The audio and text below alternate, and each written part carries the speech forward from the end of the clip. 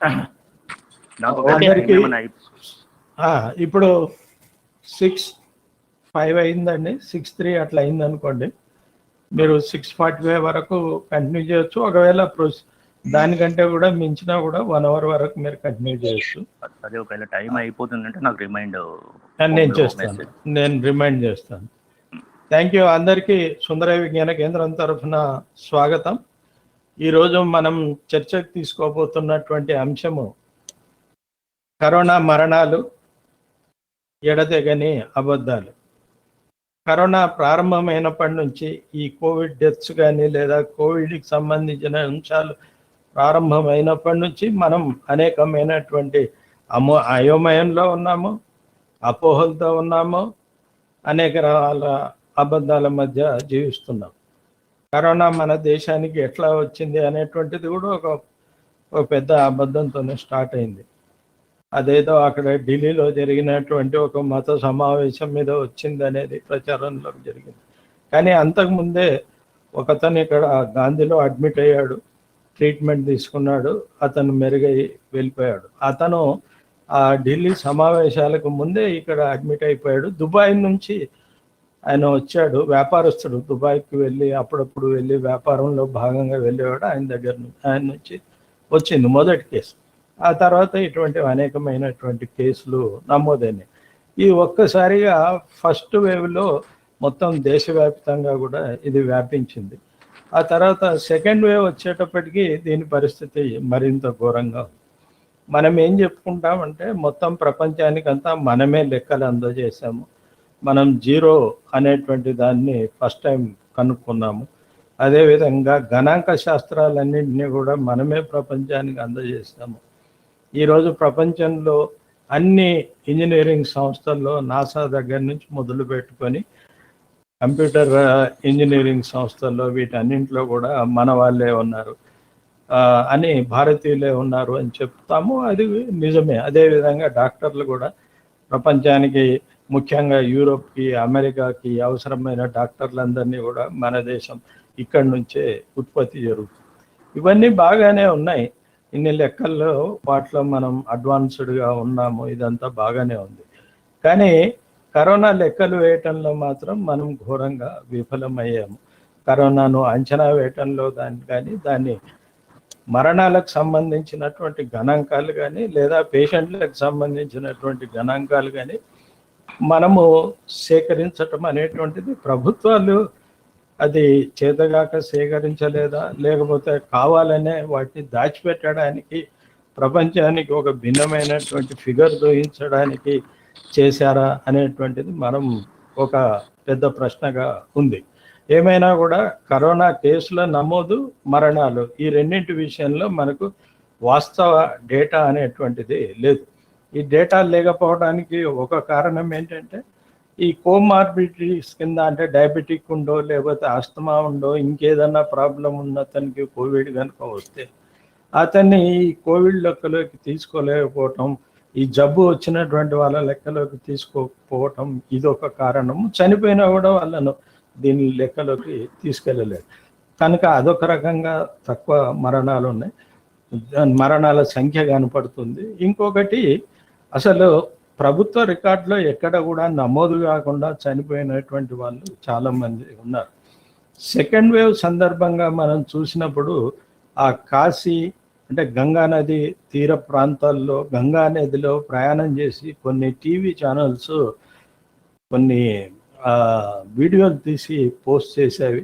Corona బాగా ఉన్నప్పుడు అటువంటి వీడియోలు చూడడానికి కూడా ఎవరు సాహసించలేకపోయారు. ఇప్పుడు అవన్నీ బాగా చాలామంది చూస్తున్నారు. అరే ఇంత ఘోరం జరిగిందా, ఆకాశంలో నక్షత్రాల్లాగా ఈ నదిలో శవాలు తేలుతున్నాయి ఏమిటి అనేటువంటి అట్లా కనిపిస్తుంది. డ్రోన్ సహాయంతో తీసినటువంటి ఆ వీడియోల్ని కనుక చూస్తే మనకి ఆకాశంలో చుక్కలు కనపడినట్లుగా గంగా నదిలో శవాలు కనపడుతూ ఉంటాయి.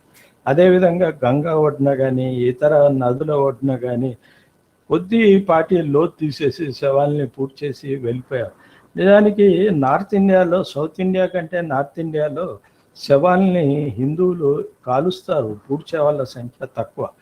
కానీ అక్కడ చూస్తే శవాల్ని పూడుస్తున్నటువంటి వాళ్ళ సంఖ్య ఎక్కువగా ఉంది. ఎందుకు ఇంతమంది శవాల్ని పూడుస్తున్నారు కాల్చకుండా అని చూస్తే అక్కడ ఉండేటువంటి కాటికాపర్లు చెప్పింది అంటే వీళ్ళ దగ్గర కట్టెలకి, శవాలు తగలబెట్టడానికి అవసరమైన కట్టెలకి లేకపోతే ఇతర ఖర్చులకి డబ్బులు లేవు కనుక వాళ్ళు వచ్చి ఏదో బతిమలాడి కొంత ఇచ్చి ఆ విధంగా శవాలు పూర్తి చేసుకొని వెళ్ళిపోతున్నారు.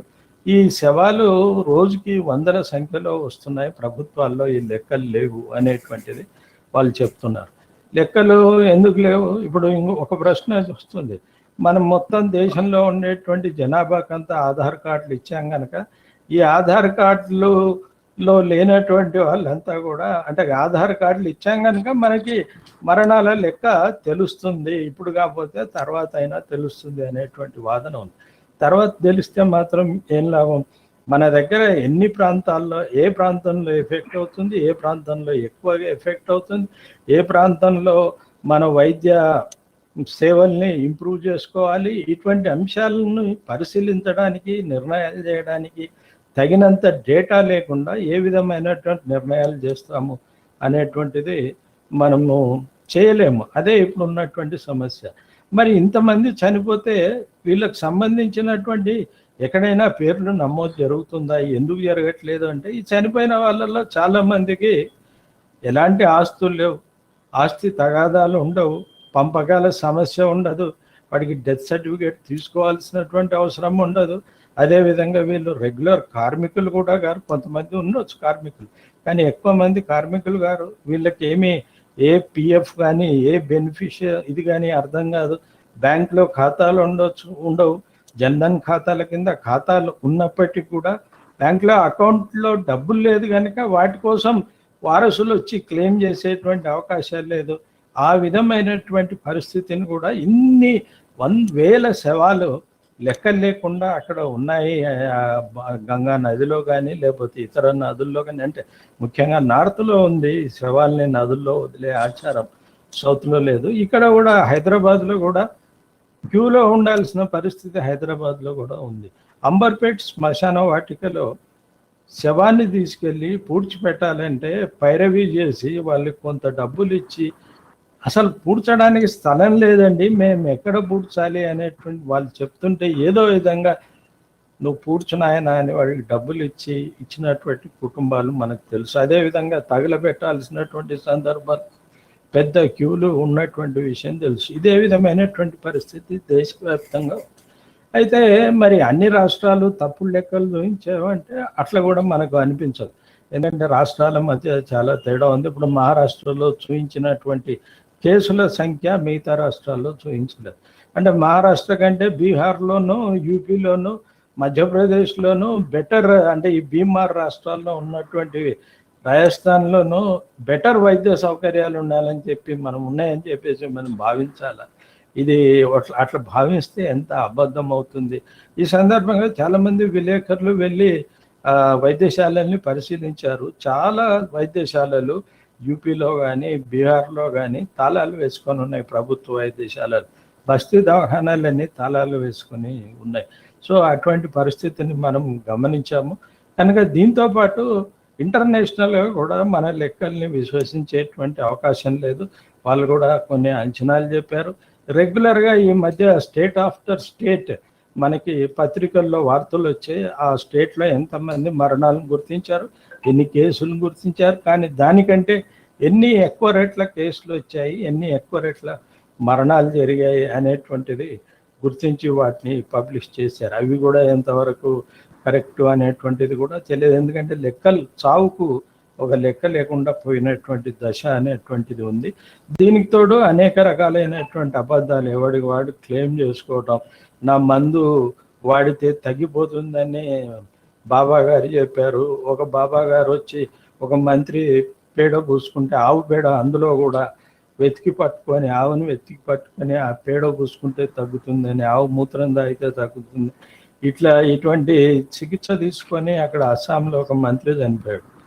సో ఆ మంత్రి చనిపోయాడు అని సోషల్ మీడియాలో దాని మీద కామెంట్ పెట్టిన వాడి మీద ఎన్ఎస్ఏ వెళ్ళి కేసు పెట్టింది, నేషనల్ సెక్యూరిటీ ఏజెన్సీ వాళ్ళు వెళ్ళి దాని మీద ఎన్ఐఏ, నేషనల్ ఇన్వెస్టిగేషన్ ఏజెన్సీ వాళ్ళు వెళ్ళి కేసు పెట్టారు. ఇటువంటి పరిస్థితి దేశంలో నెలకొని ఉంది.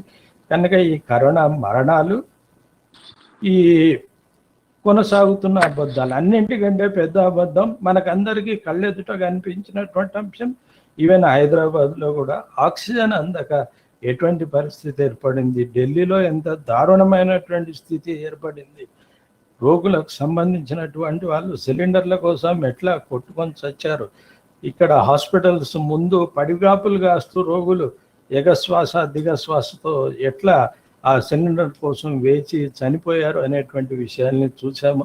అయినా కూడా పార్లమెంట్లో ప్రభుత్వము ఆక్సిజన్ కొరత వల్ల ఈ దేశంలో ఎలాంటి మరణాలు సంభవించలేదు అని చెప్పినటువంటి స్థితిని మనం గమనించాము. ఇది అబద్ధాల్లోకెల్లా అబద్ధం. మొత్తం ఈ కరోనా వ్యాధి, దీని ట్రీట్మెంటు, దీని అంకెలు, అన్ని విషయాల్లో కూడా అబద్ధాల పరంపర అనేటువంటిది ఇప్పటికీ కొనసాగుతుంది. దాని మీద ఈరోజు మనం చర్చించబోతున్నాం. ఈ చర్చలో మనతో ముందు మాట్లాడే ఒకరి వక్త డాక్టర్ కాసుల లింగారెడ్డి గారు. వీరు చిల్డ్రన్ స్పెషలిస్ట్, న్యూనేటల్ దాంట్లో ఆయన డిఎం చేశారు, డాక్టర్ ఇన్ మెడిసిన్. ఆయన అంతకుముందు పిహెచ్డి, ఎంఎస్ చేశారు, ఎండి చేశారు, తర్వాత ఇప్పుడు డిఎం కూడా చేస్తున్నారు. అదేవిధంగా democratic forum of doctors democratic forum అనేటువంటి ఒకదాన్ని ఏర్పాటు చేశారు. దాని తరఫున ఈ సందర్భంగా ఎటువంటి చర్యలు తీసుకోవాలనేటువంటి దాని మీద చాలామంది డాక్టర్లు కలిసి కేంద్ర ప్రభుత్వానికి ఒక లేఖ కూడా రాశారు. దాన్ని బహిరంగంగా కూడా విడుదల చేశారు. సో ఆ లేఖకు ఎటువంటి ప్రతిస్పందన లభించింది, ఈ వాస్తవ పరిస్థితి ఏంటి, వారు డాక్టర్గా గమనించినటువంటి అంశాలు ఏంటి, చదివినటువంటి అంశాలు ఏంటి, ఇంటర్నేషనల్ మెడికల్ జర్నల్స్ ఏం చెప్తున్నాయి మన దేశాన్ని గురించి, ఇటువంటి అంశాల మీద వారు మాట్లాడతారు. మాట్లాడిన తర్వాత ఎవరైనా ప్రశ్నలు ఉంటే ఈ కామెంట్ కాలంలో తమ ప్రశ్నను నమోదు చేయవచ్చు. దానికి వారు చివరిలో సమాధానం చెప్తారు. డాక్టర్ గారు, మీరు ప్రారంభించండి. Thank you. సభాధ్యక్షులు, ఈనాటి సమావేశానికి సభాధ్యక్షులు వినయ్ కుమార్ గారు, ప్రేమైన మిత్రులారా, ఒకనొక అత్యంత దయనీయమైన స్థితిలో ఇవాళ మనం ఈ విషయాన్ని మాట్లాడుకుంటున్నాం. గతమంతా తడిసి రక్తమున కాకుంటే కన్నీళ్ళతో అని చరిత్రని శ్రీశ్రీ వ్యాఖ్యానించారు. బహుశా ఆ మహాకవి కనుక ఇవాళ బతుకుండుంటే రక్తము చెమటల పక్కన అబద్ధాలని కూడా చేర్చుండేవాళ్ళే. ఇవాళ అట్లాంటి చరిత్రని మనం చూస్తా ఉన్నాం. పార్లమెంట్ సాక్షిగా అనేక మంది ప్రజల చేత ఎన్నుకోబడిన పార్లమెంటేరియన్స్ సాక్షిగా నిండు సభలో ప్రకటన చేశారు, దేశంలో ఆక్సిజన్ కొరత వల్ల ఒక్క కోవిడ్ మరణం కూడా జరగలేదు అని. ఇది అబద్ధాలలోకెల్లా పెద్ద అబద్ధం. ఒక రకంగా ఈ దశాబ్దపు అత్యంత అబద్ధపు ప్రకటనగా దీన్ని మనం పరిగణించవచ్చు. ఈ దశాబ్దం కాదు, ఈ శతాబ్దపు అత్యంత అబద్ధ ప్రకటనగా దీన్ని పరిగణించవచ్చు.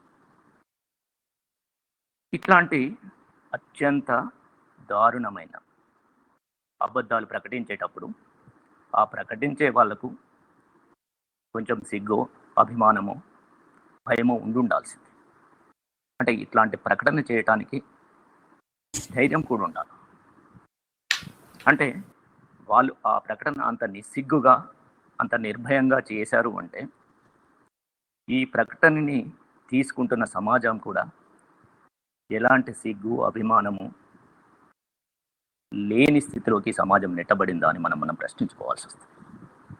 సమాజం అట్లా ఉంది అని భావించినప్పుడే అంత నిర్భయమైన ప్రకటన వాళ్ళంత ధైర్యంగా చేయగలరు. అయితే ఈ ప్రకటన వాళ్ళు చేసేందుకు దారి తీసిన పరిస్థితులు ఏంటి చూడాలంటే వాళ్ళ క్యారెక్టర్ ఏందో కూడా మనం ఎనాలిసిస్ చేయాల్సి వస్తుంది.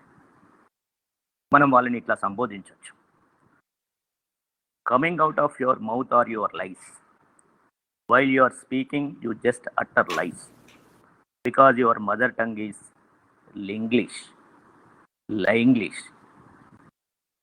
That causes in others a lot of anguish. You yourself are made out of lies, or you are merely by definition a living lie. ఇది వాళ్లకు మనం చెప్పాల్సిన అవసరం ఉంది. ఒక సజీవమైన అబద్ధాల పుట్టగా వాళ్ళు మన ముందు నిలబడ్డారు.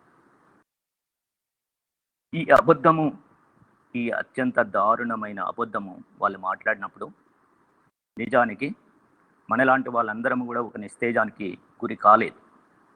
ఒక రకంగా చెప్పాలంటే అట్లా గురి కాకపోవడానికి కారణం ఏంటి అని అంటే, ఇట్లాంటి అబద్ధాల్ని అనేకం మనము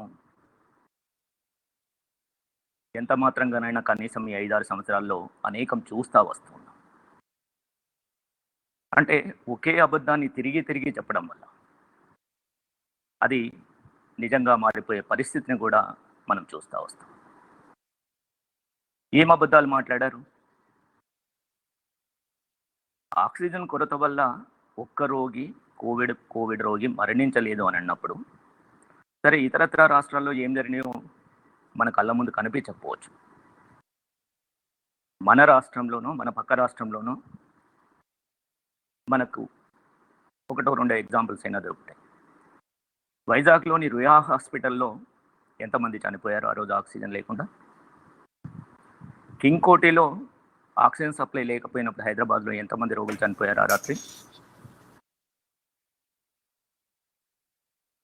డాక్టర్ ఒక హాస్పిటల్లో తను వైద్యుడిగా పనిచేస్తూ కోవిడ్ రోగులకు వైద్యం చేస్తున్న సందర్భంలో తను వ్యాధిగ్రస్తుడైతే ఆ హాస్పిటల్లో బెడ్ దొరకక, ఆక్సిజన్ దొరకక ఆ వైద్యుడు ఆ హాస్పిటల్ ఆవరణలో మరణించిన సందర్భం కూడా మనకి వాళ్ళ గుర్తుండే ఉంటుంది. అనేక పత్రికల్లో మనం ఆ ఫోటోను చూస్తున్నాం. ఇట్లా ఇన్ని వాస్తవాల్ని, సజీవ సాక్ష్యాలని మన ముందర పెట్టుకొని అట్లా అబద్ధం ఆడే ధైర్యము ఈ పాలకులకు ఎవరిచ్చారు? ఎట్లా వచ్చింది వాళ్ళకి అది? ఇక్కడ ఇంకొక ఎగ్జాంపుల్ కూడా చూద్దాం. బహుశా ఎంతమంది మీలో గుర్తుపెట్టుకున్నారో నాకు తెలియదు, కానీ గత 3 సంవత్సరాల కింద ఉత్తరప్రదేశ్లోని పట్టణం పేరు నాకు గుర్తులేదు, ఒక గవర్నమెంట్ హాస్పిటల్లో ఆక్సిజన్ సిలిండర్స్కి ప్రభుత్వం డబ్బులు పే చేయని కారణంగా ఆక్సిజన్ ఎవరైతే సప్లై చేస్తూ ఉన్నారో వాళ్ళు అర్ధాంతరంగా ఆక్సిజన్ని సప్లై చేయడం మానేస్తే అర్ధరాత్రి వెంటిలేటర్ మీద ఉన్న చిన్నపిల్లలు, అది చిన్నపిల్లల హాస్పిటల్, అనేక మంది పిల్లలు చనిపోయిన సందర్భంలో డాక్టర్ కఫీల్ ఖాన్, ఈ పేరు మీకు గుర్తుండాలి. డాక్టర్ కఫీల్ ఖాన్ ఆ రాత్రికి రాత్రి ప్రైవేట్ వైద్యులతోటి, ప్రైవేట్ హాస్పిటల్స్ తోటి మాట్లాడి సాధ్యమైన ఆక్సిజన్ సిలిండర్స్ని గవర్నమెంట్ హాస్పిటల్కి తెప్పించి కొంతమందిని ఇతరత్ర ప్రైవేట్ హాస్పిటల్స్కి ట్రాన్స్ఫర్ చేసి ఆ పిల్లల ప్రాణాలు కాపాడిన సందర్భము మనం చూసాం. దీనికి ప్రతిఫలంగా డాక్టర్ కఫీల్ ఖాన్ ఏమి పొందాడు ఈ పాలకుల నుంచి అంటే, ఒక 2 సంవత్సరాలు జైల్లో ఉన్నాడు. ఒక మనిషిగా, ఒక వైద్యుడిగా ప్రజల ప్రాణాలకి తన ప్రాణాన్ని అడ్డువేసి పనిచేసినందుకు డాక్టర్ కఫీల్ ఖాన్కి దొరికిన అవార్డు ఏంటి అంటే 2 ఏళ్ల జైలు శిక్ష. ప్రభుత్వము అక్కడ ఆక్సిజన్ కొరత లేదని, కఫీల్ ఖాన్ తను హీరో అవ్వదలుచుకున్నాడు కాబట్టి ఇదంతా చేశాడని చెప్పేసి అతని మీద కేసు పెట్టి, అతన్ని హింస పెట్టి, అతను జైలు పాలు చేసి నానా హింసలకు గురి చేసిన సందర్భం మనం చూసాం. ఇంత నిస్సిగ్గుగా, ఇంత నిర్భయంగా ప్రభుత్వాలు, పాలకులు అబద్ధాలతోటి ఈ సమాజాన్ని ఇట్లా అతలాకుతలం చేస్తున్న సందర్భం కాబట్టి ఇవాళ ఈ కొత్త అబద్ధానికి నిజంగా సమాజం అంతా నిస్తేజానికి గురిపాడు. కాబట్టి ఇట్లాంటి అనేక రకమైన సజీవ సాక్ష్యాల కారణమేమో అని నేను భావిస్తాను. సరే, ఈ అబద్ధాలు ఇత్తడితో ఆగాయా? ఇది కేవలం వైద్య రంగానికి, ఆక్సిజన్ మాత్రమే పరిమితమైందా అంటే అట్లా కూడా కాదు. డిమానిటైజేషన్ 2017లో అర్ధరాత్రి హఠాత్తుగా టీవీ స్క్రీన్ ప్రత్యక్షమైన పెద్ద మనిషి డిమానిటైజేషన్ ప్రకటించిన రోజు తను చెప్పినవేంటి, జరిగింది ఏంటి? మొత్తం అబద్ధాల పుట్ట అని చెప్పేసి ఆ రోజు మనము మాట్లాడితే పాలకుల పంచన చేరిన మేధావులు రచయితలు మనల్ని తప్పుపట్టారు. ఇవాళ మనం చూసాం వాస్తవం. జిఎస్టీలో వాళ్ళు ఎట్లా అబద్ధాల పుట్ట రాష్ట్రాల ప్రయోజనాలు పొందుతాయని చెప్పేసి జిఎస్టీని తీసుకొచ్చి వాళ్ళ రాష్ట్రాల ఆర్థిక పరిస్థితి మొత్తం అతలాకుతలం చేసిన సందర్భం చూసాం. సిఏఏ ఎన్ఆర్సీలను వాళ్ళు చెప్పే దీనికి ఆచరణకి మధ్యన ఎంత వ్యత్యాసం ఉందో, ఎంత అబద్ధంతో కూడుకున్న వ్యవహారమో మనకు తెలుసు. అట్లాగే ఇవాల్టి రైతు చట్టాలు, ఆ 3 చట్టాల ద్వారా మొత్తం రైతాంగాన్ని కొత్త పెట్టుబడిదారుల చేతుల్లో పెట్టి వ్యవసాయ రంగాన్ని నిర్వీర్యం చేసే చర్యలు తీసుకున్నప్పుడు కూడా ఇది రైతుల ప్రయోజనం అని చెప్పేసి వాళ్ళ అబద్ధాలు చెప్తున్న సందర్భాల్ని మనం ఇవాళ చూస్తున్నాం. గత 6 నెలల కాలంగా లక్షలాది మంది రైతులు ఈ కోవిడ్ మహమ్మారి కారణంలో ఆకలి దప్పులతోటి వాళ్ళు నిరాహార దీక్షలోనో లేకపోతే ఉద్యమంలోనో కూర్చొని ఉంటే ప్రభుత్వం వాళ్ళ మీద తప్పుడు కేసులు బనాయించి ఎట్లా వాళ్ళని వేధిస్తున్నదో మనం చూస్తాం.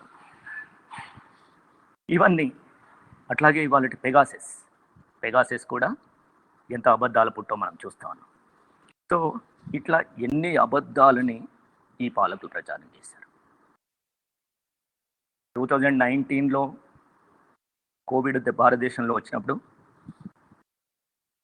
తబ్లిగే జమాత్ మీటింగ్ హైదరాబాద్ ఢిల్లీలో జరిగినప్పుడు వాళ్ళందరూ కేవలం కోవిడ్ని భారతదేశంలో స్ప్రెడ్ చేయడానికి ఆంధ్రసవాద ముస్లిం గ్రూపులు వాళ్ళని పంపించినాయని చెప్పేసి నాగపూర్ బ్యాచ్ ప్రచారం చేసిన సందర్భాన్ని చూసాం. అట్లాగే ఈరోజు ఇంకొక కొత్త ప్రచారం ఒకటి వచ్చింది. ముస్లిం వెండర్స్ టీ తయారు చేసుకునే ఒక ముస్లిం వెండరు హిందువుల జనాభాను తగ్గించడం కోసము తను తయారు చేసే టీలో ఇన్ఫర్టిలిటీకి సంబంధించిన ట్యాబ్లెట్స్ వేసి టీని సప్లై చేసి హిందూ జనాభాను తగ్గిస్తున్నాడని చెప్పేసి ఒక ప్రచారం ఇవాళ వాట్సాప్ గ్రూపులలో చక్కర కొడుతుంది. ఈ వాట్సాప్ గ్రూపులలో చక్కర కొట్టే వార్తలన్నీ కూడా నాగపూరు ఐటీ సెంటర్లో వండబడతాయి, అవి అందరికీ వడ్డించబడతాయి. ఇవాళ వాట్సాప్ గ్రూపులలో మెజారిటీగా ఆ నాగపూర్ బ్రాంచ్కి తాబేదారులుగా వాళ్ళు వేసే చిల్లర పైసలకి లొంగిపోయి వాట్సాప్ గ్రూపులని వాళ్ళ అధీనంలో పెట్టుకొని నడుపుతున్న సందర్భాన్ని కూడా మనం గమనించాలి. అయితే నిజానికి ఇట్లాంటి అబద్ధాలని ప్రచారం చేసడానికి పాలకులు భయపడతారు. ఎందుకు పాలకులు భయపడతారంటే ఏదో ఒక మేరకైనా ఎంతో కొంత మేరకైనా వాళ్ళ భవిష్యత్తు ఈ ప్రజల చేతుల్లో ఉందనేది ఒక భయం. కనీసము ఎన్నికలలో ఓట్లు రాలవేమోనన్న భయంతోనన్నా పాలకులు ఇట్లాంటి ప్రకటనలు చేయకుండా ఉన్నారు కూడా. ఆ ప్రజలకు భయపడే వలసవాద ప్రభుత్వాలు కూడా ఏదో ఒక మేరకు దేశాన్ని అభివృద్ధి చేసిన సందర్భాన్ని చూసాం మనం. కానీ ఇవాల్టి పాలకులు ఈ మొత్తాన్ని వదిలేసి వాళ్ళు ఇట్లాంటి అబద్ధాలని ప్రచారం చేస్తా పాలన కొనసాగిస్తున్నారు. ఇది ఎందుకు అంటే గత ప్రభుత్వాల్లో ఇంత నిస్సిగ్గుగా ఇంత నిర్భయంగా జరగని ఒక కొత్త పద్ధతిని ఇవాళ ఈ పాలకులు ఈ ప్రభుత్వము ఎందుకు చేపట్టింది అని మనం ప్రశ్నించుకుంటే ఇక్కడ ఏ వారసత్వాల నుంచి ఏ సాంస్కృతిక భావజాలం నుంచి ఇవాళ పాలక పార్టీ ఆవిర్భవించిందో మనం చూడాల్సి వస్తుంది. నిజానికి ఇవాళ పెట్టుబడిదారీ సమాజము దోపిడీని తీవ్రతరం చేసి సాంస్కృతిని ఆధారం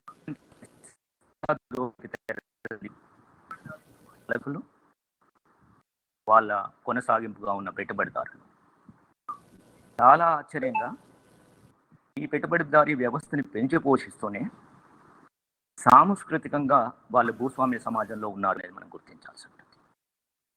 ఇది భారతదేశంలో ఒక విభిన్నమైన కొనసాగుతుంది, మరే దేశంలో లేనట్టుగా. వీళ్ళు భాషలో, భావంలో స్వామ్య భావజాలాన్ని కొనసాగిస్తూ పాలనలోనూ దోపిడీలోనూ పెట్టుబడిదారీ విధానాన్ని అవలంబిస్తున్న పద్ధతిని మనం చూస్తూ ఉంటాం. ఇది మీకు అనేక ఎగ్జాంపుల్స్ ద్వారా కూడా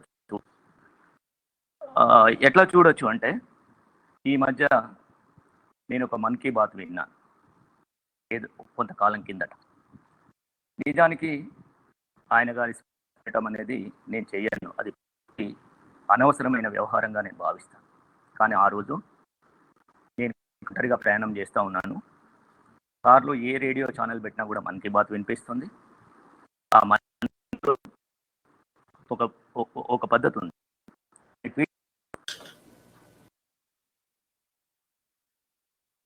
కారులోంచి దిగుతాడు, షూతో నడక సాగిస్తాడు. ఆయన జియార్జియా ఆర్మన్ సూట్ ధరించి వస్తాడు. ఆయన పెట్టుకున్న కూపర్ విజన్ స్పెక్స్ని ఎడమ చేతితో సరి చేసుకొని, కుడి చేతితో సరి చేసుకొని, ఎడమ చేతికున్న మొవాడో వాచ్ మీద ప్రారంభిస్తాడు. ఆ ప్రసంగంలో ఏముంటది అని అంటే,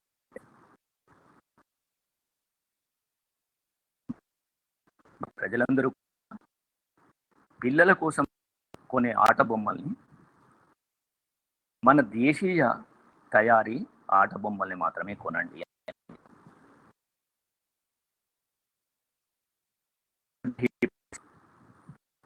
ఇంతకంటే పెద్ద అబద్ధం, అంటే దుర్మార్గమైన ద్వంద్వ నీతి ఎక్కడైనా ఉంటుందా? అంటే ఏ సంస్కృతిలోంచి ఈ పాలకులు వచ్చారో ఆ కొనసాగింపుగానే వీళ్ళు మాట్లాడుతున్నారు. ఈ మన్ కీ బాత్ సందర్భం కూడా ఆశ్చర్యంగా, ఆ రోజు మన్ కీ బాత్లో కోవిడ్ మరణాలు, వ్యాక్సినేషన్ గురించో మాట్లాడతాడని భ్రమపడ్డ ప్రజలు ఆయన ఆట బొమ్మల మీద మాట్లాడటానికి అసలు ఏమనాలో కూడా తెలియని ఒక వెళ్ళిపోయిన సందర్భాన్ని కూడా గుర్తు చేసుకో. నిజానికి వీళ్ళు పుట్టలుగా మారడానికి ఇంకా లోతుగా మనం ప్రయాణం చేస్తే, వీళ్ళు ఏ సాంస్కృతిక భావజాలానికి వారసులో అంటే దాన్ని లోతుగా మనం పరిశీలిస్తే, డిడి కోశాంబి చెప్పినట్టుగా ఎక్కడైతే ఇక్కడ బ్రాహ్మణిజం క్రతువులు చేసి, బలి చేసి, గోవుని పోగులు వేసుకొని వాళ్ళు తిన్న సందర్భంలోంచి, బుద్ధిజం ఎప్పుడైతే ఈ దేశంలో స్థిర వ్యవసాయిక నివాసాలు ఏర్పడ్డప్పుడు, ఆ వ్యవసాయం సంబంధించి గోవుల యొక్క ఏర్పడ్డప్పుడు బుద్ధిజము గోవధ నిషేధాన్ని ముందుకు తీసుకుంది. మొత్తంగా ఆనాడికి బ్రాహ్మణిజం చేతిలో ఉన్న వైదిక మతం తన రూపాన్ని నశించిపోయే దిశ వచ్చినప్పుడు అది రూపం మార్చుకొని ఊసర వెళ్ళేలాగా ఆ రోజు మాంసాహార నిషేధాన్ని వాళ్ళ ప్రాతిపదికగా చేసుకుని, ఇవాళ గోవధ నిషేధాన్ని ముందుకు తీసుకొచ్చి కేవలము ఆవు మాంసం తింటున్నారని కారణంగా ప్రజా సమూహాల్ని హత్య చేసిన సందర్భం మనం చూస్తూ ఉన్నాం. ఆహారపు అలవాట్ల మీద, సాంస్కృతిక జీవనం మీద కట్టుగా ఆంక్షల్ని విధించి ఒక ఏకోన్ముఖ మధ్యయుగపు బానిసత్వపు సంస్కృతిలోకి ప్రజల్ని సందర్భాన్ని కూడా చూస్తూ ఉన్నాం. అంటే చూసినప్పుడు క్విట్ ఇండియా బ్రిటిష్ అనుకూలంగా పనిచేసిన వీర సావర్కర్ను దేశభక్తుడిగా కొనియాడిన సావర్కర్ని హీరోని చేసిన సంస్థ, అదే సావర్కర్ తన జైలు నుంచి విడుదల కావడం కోసము నేను ఎప్పుడు ఇంకా ఈ దేశ స్వాతంత్రోద్యమంలో పాల్గొందని చెప్పేసి తనని తాను తాకట్టు పెట్టుకున్న విషయం మర్చిపోయి అతన్ని దేశభక్తుడిగా ప్రచారం చేసే ఒక అబద్ధపు ప్రచారం నేను ఎందుకు మార్క్సిస్ట్ అయ్యానని చెప్పేసి సోదాహరణంగా వివరించిన భగత్ సింగ్ని తన ఉరికంబం ఎక్కబోయే ముందు కూడా లెనిన్ పుస్తకం తన చేతిలో పట్టుకున్న వాస్తవాన్ని కూడా పక్కన పెట్టి లెనిన్ని తమ సంస్థకి, భగత్ సింగ్ని తమ సంస్థకి ప్రచారం చేసుకునే అబద్ధపు ప్రచారం చేస్తున్న సంస్థ ఈ సంస్థ యొక్క రాజకీయ రూపమే ఇవాల్టి పాలకులు. కాబట్టి ఈ అబద్ధాల కొనసాగింపు అంతా కూడా ఇవాల్టి పాలకులు తీసుకుంటున్నారు. కాబట్టి ఇవాళ ఈ అబద్ధం మాట్లాడిన పాలకులని మనం ఇట్లా అబద్ధం ఎట్లా మాట్లాడాలని నేను నిస్తేజానికి గురి కావట్లేదు. ఈ చరిత్ర అంతా నాకు మనకు తెలియకపోతేనో మనం బహుశా ఇంత పెద్ద అబద్ధం వీళ్ళు ఎట్లా మాట్లాడతారని చెప్పేసి ఆశ్చర్యపోయి ఉండేవాళ్ళం. ఇవి ఇట్లా ఉంటే ఈ కోవిడ్ సందర్భంలో ఈ ప్రభుత్వం ఏం చేసింది, ఎన్ని అబద్ధాలు, వాటి పర్యవసానం. 2019 మార్చిలో మొట్టమొదటి కేసు ఈ దేశంలో నమోదైనప్పుడు కేవలం 500 కేసులు మాత్రమే ఈ దేశం మొత్తంగా ఉన్నప్పుడు ఒక హఠాత్ లాక్డౌన్ ప్రకటించారు. ఈ దేశంలోకి కోవిడ్ వస్తే విమానయాన ప్రయాణాల ద్వారా వచ్చింది, లేదా విదేశాల నుంచి వచ్చే నావల్లో ప్రయాణం ద్వారా వచ్చింది. ఈ దేశంలో కోవిడ్ పుట్టలేదు. కోవిడ్ చైనాలో పుట్టింది. చైనా వాళ్ళు పుట్టించారా, చైనాలో అమెరికా వాడు పుట్టించాడా, అది కాకతాళీయంగా జంతువుల్లోంచి మనిషిలోకి ప్రవేశించిందా, లేకపోతే వాళ్ళు వాంటెడ్గానే దాన్ని ల్యాబ్లో తయారు చేసి జనాల మీద కొలిదారా, ఈ చర్చ అంతా పక్కన పెడితే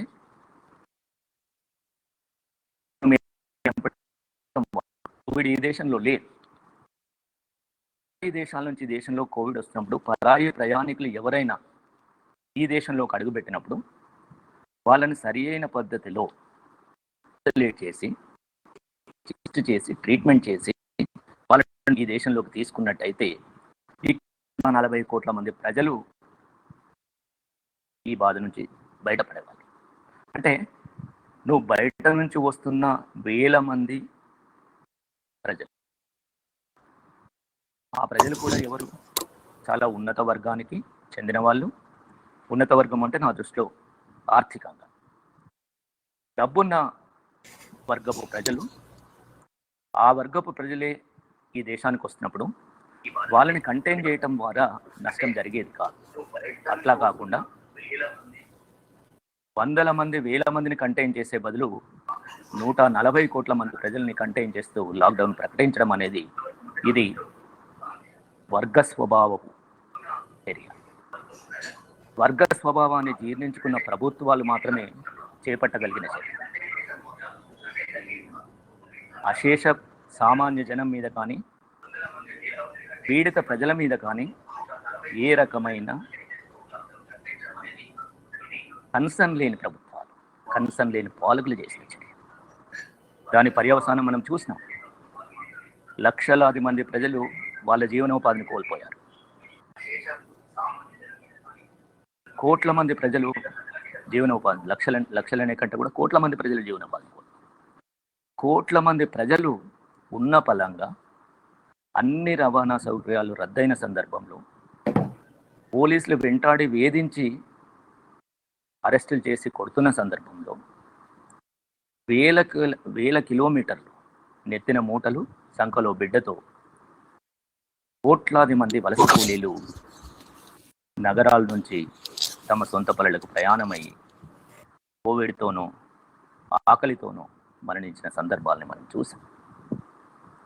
ఇంత అనాగరిక, ఇంత అనాలోచిత, ఇంత ప్రజా వ్యతిరేకమైన చర్య ఏ పాలకులు చేస్తారు? ఆ పాలకులు తిరిగి ఎన్నికల్లో గెలవడం అనేది పెద్ద హాస్యాస్పదమైన, విచిత్రమైన సంఘటన. ఆ రోజు కోవిడ్ ఫస్ట్ వేవ్ సందర్భం మాట్లాడు.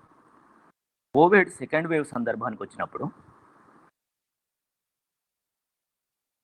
కోవిడ్ ఫస్ట్ వేవ్కి సెకండ్ వేవ్కి మధ్య ఉన్న సంధి కాలంలో అటు బ్రెజిల్లోను, ఇటు యూకేలోను, అటు యుఎస్లోను అనేక దేశాల్లో సెకండ్ వేవ్ అత్యంత తీవ్రంగా విరుచుకుపడుతున్న సందర్భంలో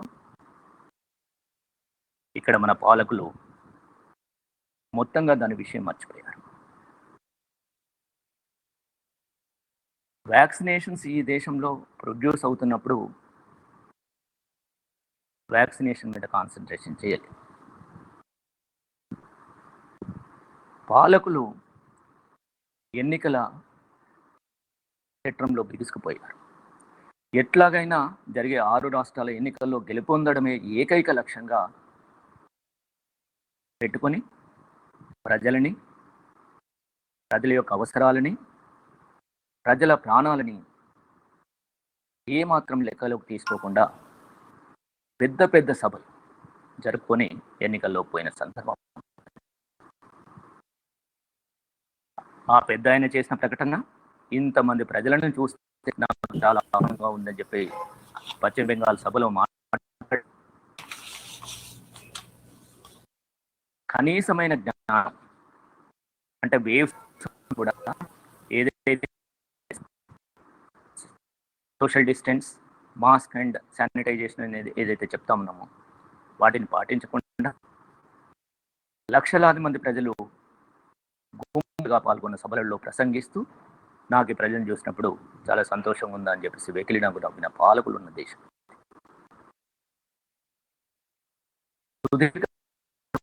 కారణంగానే లేదా మొత్తంగా రాష్ట్రాల ఎన్నికల కారణంగానే ఇవాళ సెకండ్ వేవ్ విరుచుకుపడింది అనేది సత్యం. అనుభవంలో ఒక బహుశా ఒరిస్సా, ఉత్తరప్రదేశ్ నాకు గుర్తులేదు, కానీ ఒక విలేకరి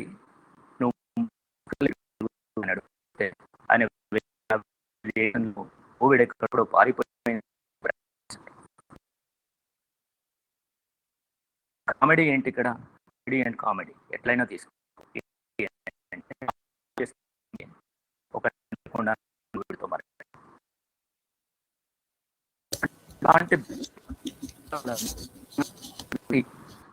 ఒక పద్ధతిని నువ్వు ఇవాళ నాలో ఇంకొకరు మనం ప్రజలకి మీరు ఇట్లా ఉండండి అట్లా ఉండండి చెప్పినప్పుడు దాని ఇంపాక్ట్ ఏ విధంగా ఉంటుంది? లేదా ఒక సెలబ్రిటీ, ఒక రాజకీయ ఒక సినిమా లేదా ఒక క్రీడాకారుడు, ప్రఖ్యాతి చెందిన వాళ్ళు ఒక ప్రకటన చేసినప్పుడు దాని ఇంపాక్ట్ ఎట్లా ఉంటుంది? ఈ వ్యత్యాసాన్ని ఏమీ గమనించకుండా పూర్తిగా నిరాధారమైన అశాస్త్రీయమైన విధానాలతోటి ప్రకటనలు చేసి ఈ సెకండ్ వేవ్ రావడానికి ఈ పాలకులు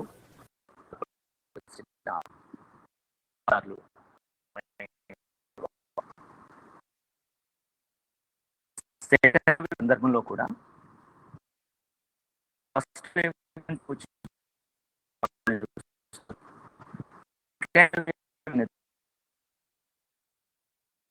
తీసుకోవాలో ఆ చర్యలు తీసుకుంటాం.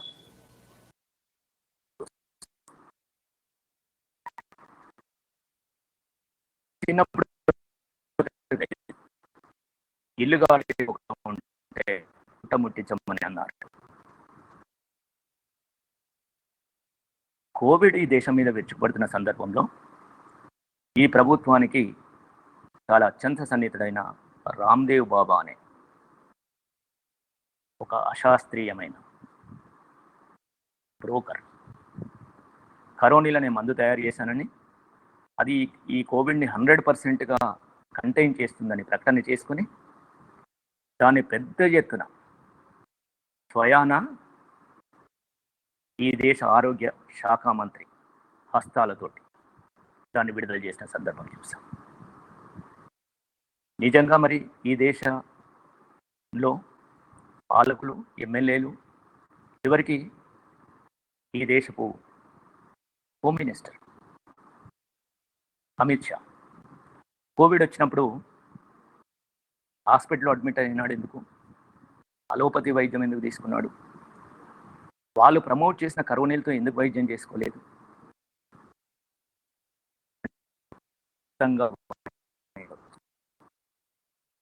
వాళ్ళు తెలిసి నేను ఇంతకుముందే చెప్పినట్టు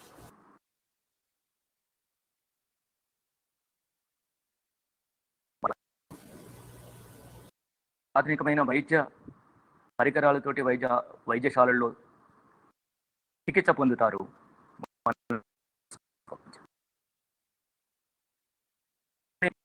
తెలిసిన పెద్ద రామ్దేవ్ బాబాకు కట్టబెట్టిన సందర్భము, కట్టబెట్టిన అబద్ధపు ప్రజా వ్యతిరేక చర్యకి ఈ ప్రభుత్వం బాధ్యత వహించాలి. ఒకడైన రామ్దేవ్ బాబాతో పాటు రవిశంకర్, పతంజలి, వీళ్ళందరూ కూడా ఈ అన్సైంటిఫిక్ మెథడ్స్ ద్వారా కోవిడ్ని మేము కట్టడి చేస్తామని చెప్పేసి ప్రభుత్వాల నుంచి ప్రయోజనాలు పొందిన సందర్భం చూస్తాం. ఇవాళకి ఈ దేశపు ఒక మామూలు కోవిడ్ని కంటైన్ చేస్తని చెప్పేసి స్వయాన ఆయన దాని మీద పరిశోధన చేయమని చెప్పేసి ICMRకి తాకీదులు జారీ చేయటము, దాని మీద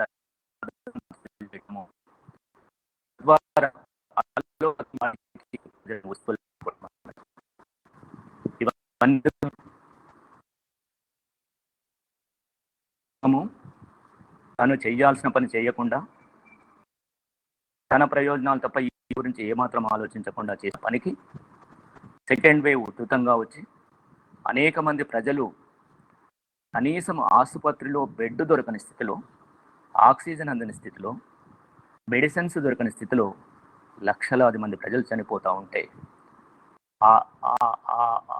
సమాజంలోంచి వచ్చిన ఒక ప్రభుత్వ వ్యతిరేక భావన ఏదైతే ఉందో దాన్ని తిప్పికొట్టడానికి, దాని నుంచి బతికి బయటపడటానికి, ప్రజల్ని డైవర్ట్ చేయడానికి, మనకి ఇది చాలా సందర్భాలు మనం చూస్తాం.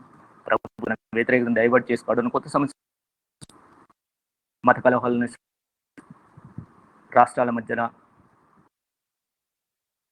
దెబ్బలాటలను సృష్టిస్తుంది, దేశ సరిహద్దుల్లో శత్రువుని సృష్టిస్తుంది, లేని శత్రువును ఉన్నట్టుగా భ్రమింపజేసే చర్యలు తీసుకుంటాయి. ఇవన్నీ మన కళ్ళతో మనం చూసాం. ఇట్లాంటి సందర్భంలో నిజానికి సెకండ్ వేవ్ వచ్చినప్పుడు, సెకండ్ వేవ్ కంటే ముందర వీళ్ళు ఈ భారతదేశంలో వైద్య వ్యవస్థలోని లోపాలు ఎక్కడున్నాయో మనం ఫస్ట్ వేవ్లో గమనించాం.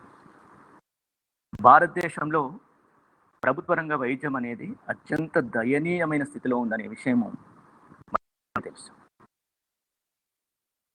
సర్వే ప్రకారము ఈ దేశంలో ఇవాల్టికి 80% ప్రజలకి, గ్రామీణ ప్రాంత ప్రజలకి ప్రభుత్వ వైద్యం అందుబాటులో లేదు. ఇది నేను చెప్తున్న మాట కాదు, ఇది ప్రభుత్వం సర్వే ఇచ్చిన గణాంకాలు మాత్రం. మరి అట్లాంటప్పుడు ఫస్ట్ వేవ్లో ఇదంతా చూసిన తర్వాత సెకండ్ వేవ్ నాటికి నువ్వు వైద్య వ్యవస్థ యొక్క, ప్రభుత్వ వైద్య రంగం యొక్క ఇన్ఫ్రాస్ట్రక్చర్ని ఇంప్రూవ్ చేయడానికి మీరు తీసుకున్న చర్యలు ఏంటి? ఇవాళ లెక్కలు చెప్తున్నారు, అబద్ధాల పుట్ట మళ్ళీ. వాళ్ళు చెప్తున్న లెక్కలేంటి? ఈ దేశంలో మొత్తము 3 కోట్ల మంది ప్రజలు మాత్రమే కోవిడ్ బారిన పడినారు, 3.03 crores.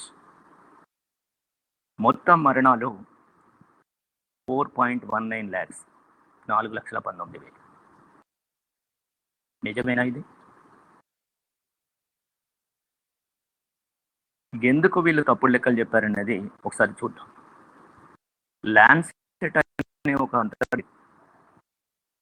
మెడికల్ సబ్జెక్టుకి సంబంధించి ల్యాన్సెట్ పత్రిక నెలవారీగా వస్తుంది.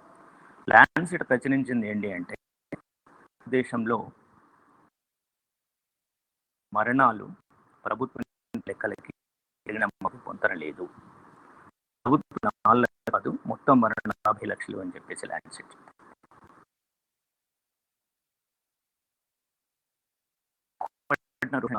3 కోట్లు కాదు, అది 30 కోట్లు అని చెప్పింది. ఇవాళ నాగపూర్ మెసేజ్ ల్యాన్సెట్ పత్రిక మీద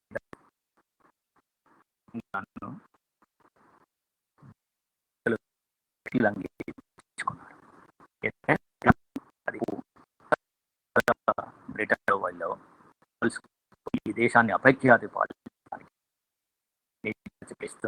ఇట్లాంటి వార్తలు ప్రచురిస్తున్నారు అని చెప్పి వాళ్ళు ప్రచారం చేస్తారు. సరే, ప్రచారాలు అవివేకంగా అసంబద్ధంగా ఉంటాయి. దీంట్లో ఉన్న అసంబద్ధత ఏందో చూద్దాం. ఇవాళ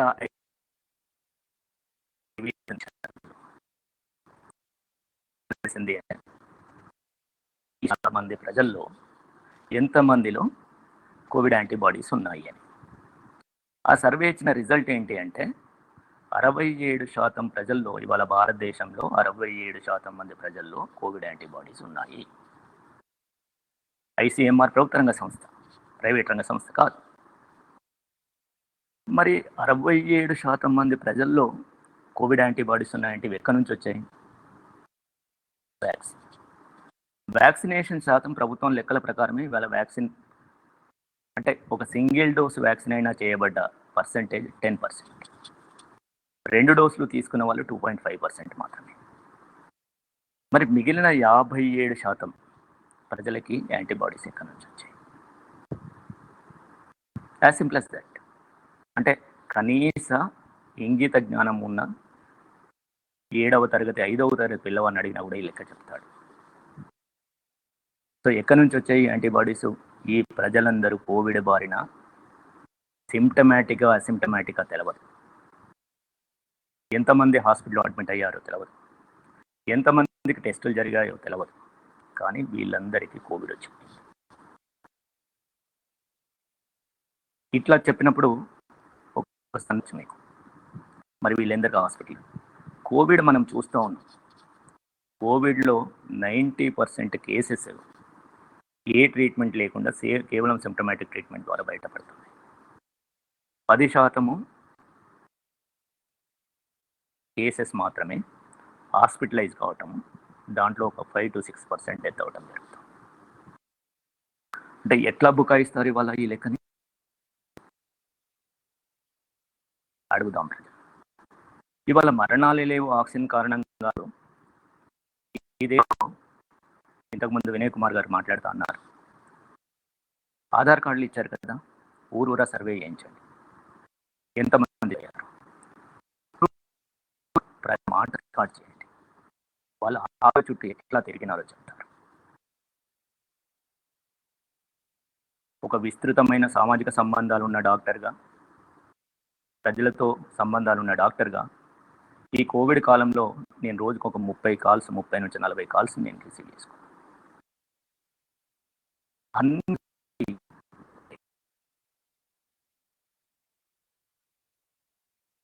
వాళ్ళ ఉన్నాడు హాస్పిటల్లో బెడ్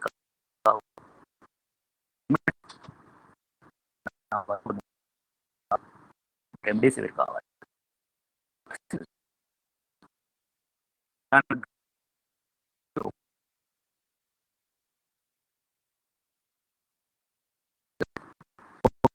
సిటీ స్కాన్ చేసుకో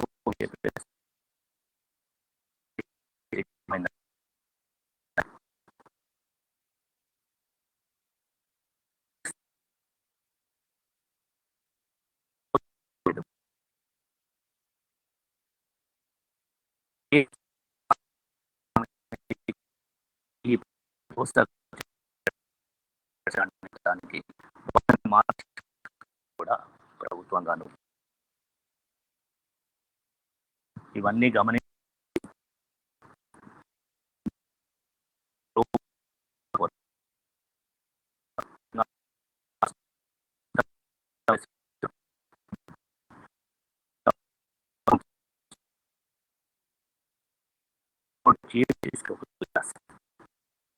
లేఖలో మేము పేర్కొన్న విషయాలు ఏంటి అంటే, ఈ దేశంలో వ్యవస్థ, కార్యనిర్వాహక వ్యవస్థ రెండూ మిళితమైపోయి ప్రజా వ్యతిరేకంగా ప్రజలని పట్టించుకోకుండా పనిచేస్తున్న సందర్భంలో మిగిలిన ఒకే ఒక వ్యవస్థ అయిన న్యాయ వ్యవస్థ మీద మాకు ఇంకా నమ్మకం ఉంది.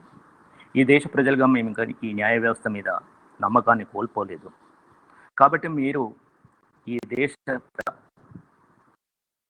బాగోగులను దృష్టిలో పెట్టుకొని మీరు ఈ ప్రభుత్వాలని డైరెక్ట్ చేయండి, ప్రజలని పట్టించుకోమని ఈ ప్రభుత్వాలకు చెప్పండి అని చెప్పేసి మేము సిజేఎస్కి లేఖ రాశాం. సరే, దాంట్లో ఇంకొక అంశాన్ని కూడా మేము చాలా ప్రస్ఫుటంగా మాట్లాడినాము. ఆ అంశమే అన్ని పత్రికలు హెడ్డింగ్తో ఇచ్చాయి, మొత్తం ప్రైవేట్ హాస్పిటల్ని జాతీయం చేయమని చెప్పేసి మేము డిమాండ్ చేశాం. దీని ఇంపాక్ట్ బహుశా మీరు ఎవరైనా గమనిస్తే, ఇవాళ CJS supreme court chief justice Ramana గారు ఎక్కడ మాట్లాడినా కూడా ఈ విషయాల్ని ప్రస్తావిస్తూ ఉన్నారు. వైద్యుల మీద జరుగుతున్న దాడులను ప్రస్తావిస్తూ ఉన్నారు.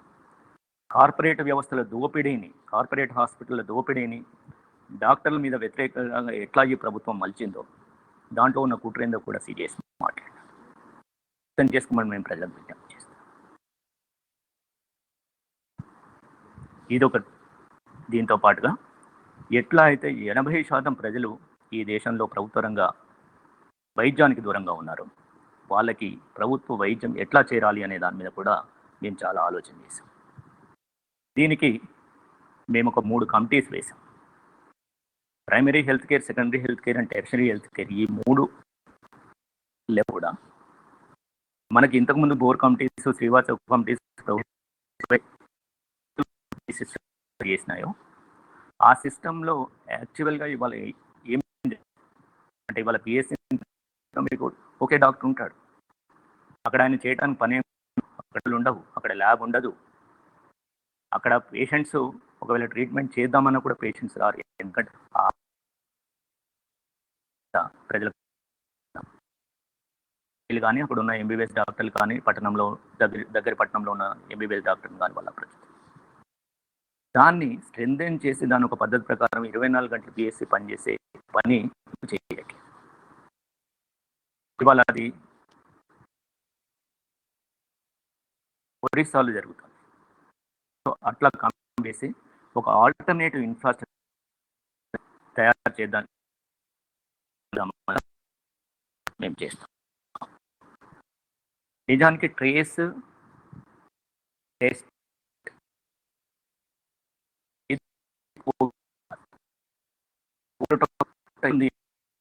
టెస్టులు చేయాలి.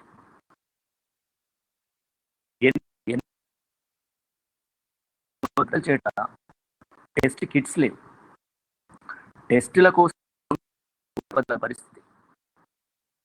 కోవిడ్ పేషెంట్ ఇన్ఫెక్షన్ వారం టెస్ట్ కోసం ఆగటం అనేది దౌర్భాగ్యమైన పరిస్థితి ఇంకెక్కడన్నా ఉంటుందా?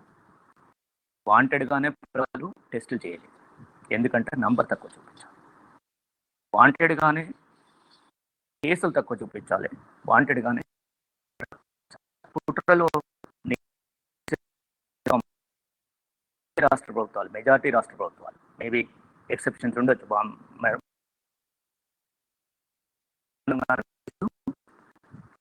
అంత తక్కువ టెస్టులు, అత్యంత తక్కువ కేసు రిపోర్ట్ మన రాష్ట్రానికి వేసిన సందర్భాలు చూస్తున్నారు. అట్లాగే సుప్రీంకోర్టు కేంద్ర ప్రభుత్వానికి అక్షింతలు వేసిన సందర్భాన్ని చూస్తున్నారు. ఈ దేశంలో, ఈ రాష్ట్రంలో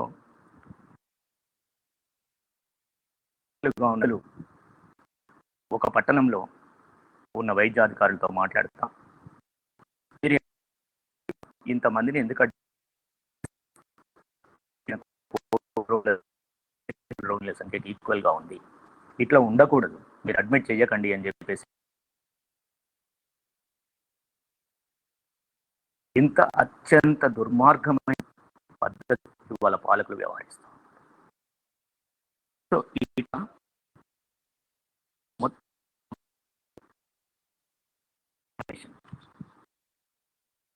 వ్యాక్సినేషన్ ఈ దేశంలో 2 వ్యాక్సిన్స్ ఈ గడ్డ మీద తినప్పుడు దాన్ని తప్పగా ఆ వ్యాక్సిన్ని తీసుకుపోయి డోసులు ఇవాళ పడి ఉన్నాయి. బ్రెజిల్లో ట్రాన్సాక్షన్ సంబంధించి అని చెప్పేసి అక్కడ ప్రజలు ఆ ప్రభుత్వం మీద తిరుగుబాటు చేస్తూ ఉన్నారు. ఇవాళ మనం బంగ్లాదేశ్కి దానం చేశాం కొన్ని డోసులు, కొన్ని డోసులు దానం, ఇతర దేశాలకి కొన్ని డోసులు అమ్ముకున్నాం. ఇక్కడ వ్యాక్సిన్ షార్టేజ్ అంటే ఫస్ట్ డోస్కి సెకండ్ డోస్ వేయడానికి వ్యాక్సిన్ డోసెస్ లేని సందర్భం నువ్వు డోస్ షార్టేజ్ని కప్పించుకోవడానికి సెకండ్ డోస్ గ్యాప్ని నీ ఇష్టం వచ్చినట్టుగా వారాల నుంచి 12 వారాలకు పొడిగించుకొని నువ్వు తప్పించుకొని ప్రయత్నం చేసిన సందర్భం నువ్వు ఈ వ్యాక్సినేషన్ డోసులు పెట్టావు.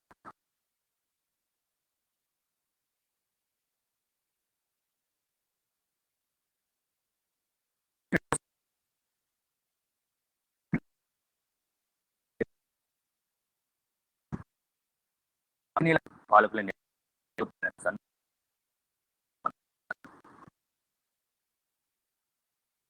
కోవాక్సిన్ కోవిషీల్డ్ వ్యాక్సిన్ బ్రిటన్లో 200 రూపాయలకు, మన కరెన్సీలో 200 రూపాయలకు దొరికితే ఈ దేశంలో 100లకు అమ్మినారు. ఇంత దౌర్భాగ్యము, ఇంతకంటే కుట్ర, ఇంతకంటే వ్యతిరేకమైన ఏమన్నా ఉంటాయా? ఈ థర్డ్ వేవ్ వస్తుందని మాట్లాడుతున్న ఈ ప్రభుత్వం ఏం చేస్తుంది?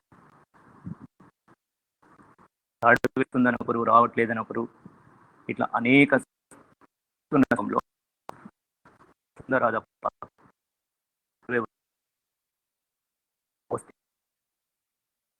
అర్థంగా ఉన్నామా? ప్రజలుగా మనం సంతృప్తిగా ఉండాలి. ఎందుకనంటే ఏదైనా కంటైన్ చేసేటప్పుడు personal level, family level, society and government level, ఈ 4 స్టేజ్లలో కూడా దాన్ని కంటైన్ చేయాల్సిన అవసరం ఉంటుంది. రెండోది, ప్రభుత్వం ఏ రకమైన భావజాలాన్ని ప్రచారంలో పెడుతుంది? మీరు మాస్క్, శానిటైజేషన్ ఆ పద్ధతి ఏదో దాన్ని కొనసాగించమని సీరియస్గా ఎందుకు ఇంప్లిమెంట్ చేయాలి? ఇన్ఫ్రాస్ట్రక్చర్ని డెవలప్ చేయడంలో ఏ చర్యలు తీసుకున్నారు? ఇది అత్యంత ఇంపార్టెంట్గా చూడాల్సిన విషయం. ఒక కరోనా థర్డ్ వేవ్, రేపు ఇంకొక వైరస్ విడిచిపోతూ ఇంకేదైనా కావచ్చు. ఎంత మేరకు మలేరియా మరణాలు, టైఫాయిడ్ మరణాలు, HIV, ట్యూబర్కులోసిస్ శతాబ్దాల తరబడి ఈ సమాజంలో అనేక ప్రాణాలను బలిగొంటున్న సందర్భం నువ్వు వైద్య వ్యవస్థని, ఇన్ఫ్రాస్ట్రక్చర్ డెవలప్ చేయకపోవడంలో కుట్ర. ఎంత అలొకేషన్ చేశారు? బడ్జెట్ 2.5%. ఇది ఏ దేశంలో కూడా ఇంత తక్కువ అలొకేట్. మినిమం 20% బడ్జెట్లో వైద్య వ్యవస్థకు అలొకేట్ చేయాలి.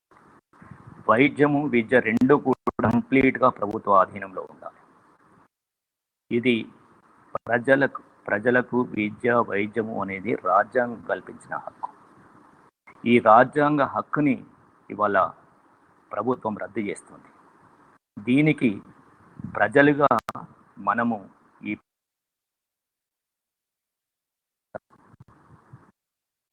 కాబట్టి ఇది కేవలం సుందరయ్య విజ్ఞాన కేంద్రం వాళ్ళు మాత్రమే పనిచేసే రంగం కాదు. కేవలం మాలాంటి కొంత ప్రోగ్రెసివ్ డాక్టర్స్ ఫోరం లాంటి వ్యక్తులు పనిచేసే చిన్న సంస్థలు పనిచేసేది కాదు. విశేషమైన ప్రజాబాహుల్యం నుంచి పాలకుల నుంచి ఒక సిచ్యువేషన్ అరైజ్ కావాలి. అప్పుడు మాత్రమే ఈ పాలకులు ఈ నుంచి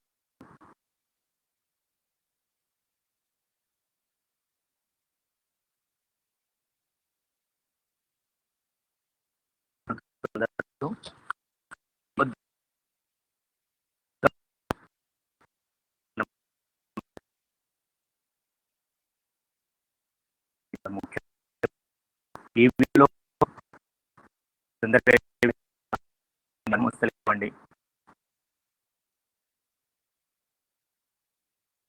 ఫోరంగా మేము పనిచేస్తా ఉన్నాం. అన్ని సంస్థలతో కూడా కలిసి చేయడానికి సిద్ధంగా ఉన్నాం. ఈ సభాముఖంగా మీకు మనవి చేసుకుంటున్నాం. అట్లాగే ప్రభుత్వ చెప్పేసి మేము అనుకుంటా ఉన్నాం. అట్లాగే విద్యారంగం నుంచి కూడా ఇట్లాంటి ఒక మోటివేటివ్ లేదా మోటివేటివ్ సంస్థలు ఏమన్నా ముందుకు వస్తే ఒక ఐక్య సంఘటనలాగా కలిసి చేద్దామనేది కూడా ప్రోగ్రెసివ్ డాక్టర్స్ ఫోరంగా మేము అనుకుంటా ఉన్నాం. కాబట్టి ఆ ముఖంగా మరింత కార్యోన్ముఖులం అవుదామని చెప్పేసి మనవి చేసుకుంటూ నాకు ఈ అవకాశం ఇచ్చిన మీ అందరికీ హృదయపూర్వక ధన్యవాదాలు చెప్తాను.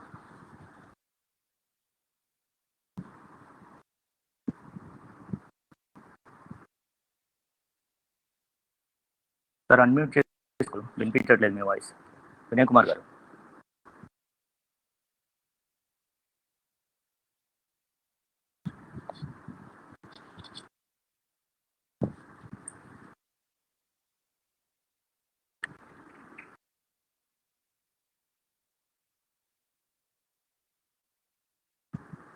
హలో వినయ్ కుమార్ గారు, మీ వాయిస్ వినిపించట్లేదు, తీసుకోండి.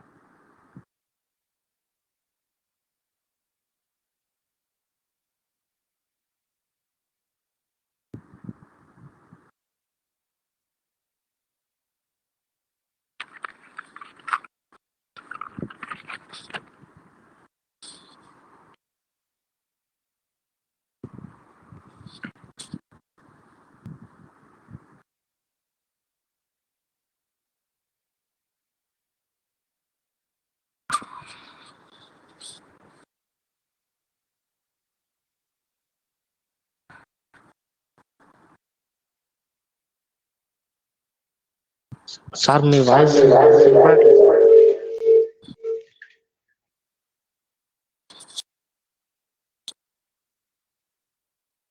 వినిపిస్తుంది.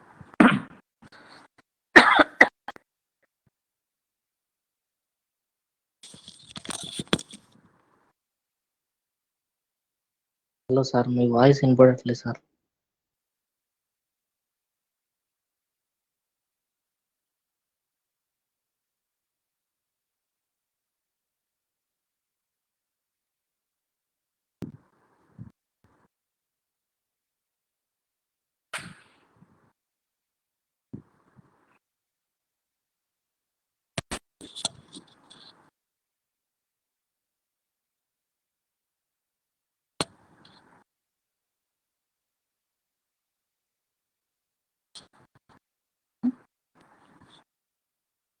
హలో